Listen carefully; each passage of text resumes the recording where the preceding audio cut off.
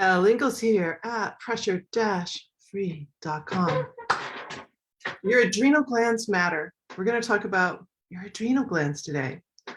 You know, sometimes I think I'm a little slow on the uptake here, but it took me a long time to realize adrenaline, adrenal, right? So your adrenaline is produced inside the medulla, the center of your adrenal glands. And stress hormones, when they are released directly into the bloodstream so they can have and take effect immediately throughout your body. I had to bring this forward today just to talk about these little glands for a moment, because I got a message yesterday from my broker, my financial advisor, and his spouse is pregnant and has adrenal carcinoma. And it just, I can't even tell you what I felt in that moment when I read those words. I've worked with a lot of people with adrenal fatigue, but to read those two words together just really hit me hard. I think that we've created such a stress-based society that people are really unaware of the damage it's doing to us internally. The first client that I had who had adrenal fatigue had to leave their sport, swimming, because they were and their immune system was just completely shot, and their adrenals were fried. You'll hear this expression: their adrenals were fried.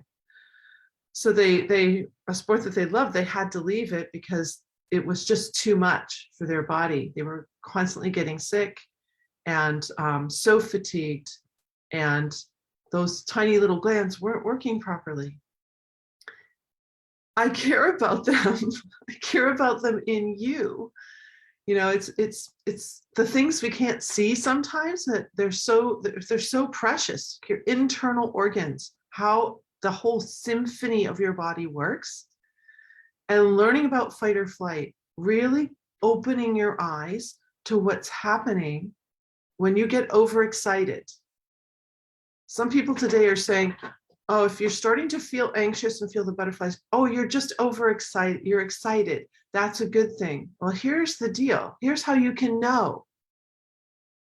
If you're getting excited about something, you can tell if you've triggered fight or flight or not by a few things, but one is, do you have to go to the bathroom? If you have to pee, and you've already peed like an hour ago, that's it. You've triggered the stress response. So the stress response is the deal. The emotion can cue you in. It's a clue. If you're feeling anxious or annoyed or angry, too excited, that's all going to trigger too much of this adrenaline. It's not just adrenaline, by the way. It's a little cocktail. They're called catecholamine hormones. And you'll know if you are giving a speech and you have to go duck into the restroom again just before you go out on stage. You'll know if you notice that your heart rate is a little too high. If you're in your resting heart rate, then you've got about 10 seconds before that emotion you're feeling is going to jack your heart rate high enough that the adrenal glands release. But if you're in an accelerated heart rate, it just takes one noise or somebody saying something or something just going a little sideways, and you've triggered fight or flight very quickly. And the thing is, once you've triggered the stress response, you're vulnerable to trigger again and again and again. Your adrenal glands matter. They matter whether you're a man or a woman, male, female, biological, whatever you are as a human being. These little glands' purpose, if you're not triggering the stress response all the time, is lovely. They're taking care of some things for you. But if you're overdoing it and releasing those hormones way too often, they're going to get fatigued. They're going to break down.